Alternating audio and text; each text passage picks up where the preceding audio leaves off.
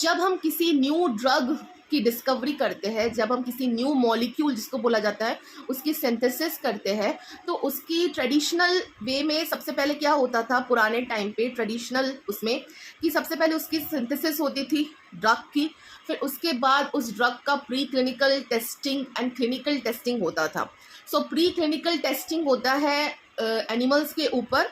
So different types of animals है, उसके ऊपर होता है प्री क्लिनिकल टेस्टिंग, जैसे कि एनिमल्स रैट, रैबिट्स, माइस, डॉग, मंकी, गिनी पिग, ये सारे एनिमल्स पे ड्रग में टेस्टिंग होती है, तो इसको बोला जाता है प्री क्लिनिकल टेस्टिंग। सो प्री क्लिनिकल टेस्टिंग से ये पता चलता है कि ये जो ड्रग है वो कितना इफेक्टिव है और इसके कोई साइड इफ़ेक्ट्स हैं या नहीं, इसकी थेराप्यूटिक एफिकेसी क्या है, वो चेक किया जाता है प्री क्लिनिकल टेस्टिंग के अंदर। प्री क्लिनिकल टेस्टिंग अगर एक बार हो गया, कंप्लीट हो गया, सक्सेसफुल हो गया, तो प्री क्लिनिकल टेस्टिंग के अंदर और दो टाइप्स की टेस्टिंग आती है, in vitro testing and in vivo testing.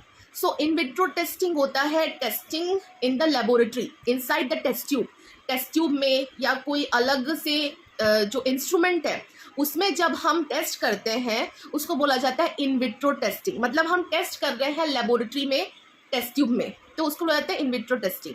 And in vivo testing होती है जो हम टेस्ट करते हैं एनिमल के मॉडल के अंदर, उसको बोला जाता है in vivo testing.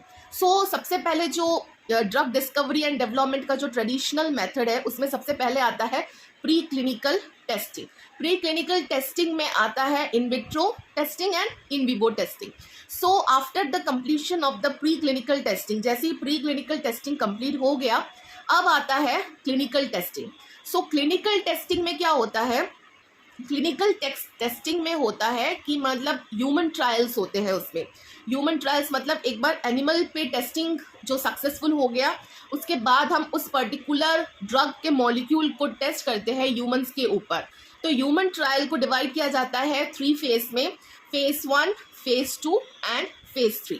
3 phase of human trials, जिसमें फेज 1 में कुछ dozen of healthy human volunteers को चूज किया जाता है, जिसमें उस particular new molecule of drug की टेस्टिंग होगी उस पर्टिकुलर ह्यूमंस के ऊपर। डजन ऑफ ह्यूमन होते, ज़्यादा नहीं होते। फिर उसके बाद अगर वो टेस्टिंग सक्सेसफुल हो गई, जैसे कि बोला है मैंने कि फेज 1 क्लिनिकल टेस्टिंग, उसके बाद होता है phase 2 clinical testing. Phase 2 clinical testing में होता है जैसे कि डजन ह्यूमन लिया था हमने फेज 1 में, अब हम लेंगे 100 of humans, 100 of healthy volunteer humans को लिया जाता है फेज 2 क्लिनिकल टेस्टिंग में। उन पे new molecule, new drug molecule की टेस्टिंग होती है। After the completion of phase 2 फिर हम जाते हैं फेज 3 वाले टेस्टिंग में। सो फेज 3 टेस्टिंग होता है जो हमारा होता है phase 3 testing, that is thousands of humans के ऊपर, मतलब और भी ज़्यादा हमने ह्यूमंस लिया है टेस्ट करने के लिए।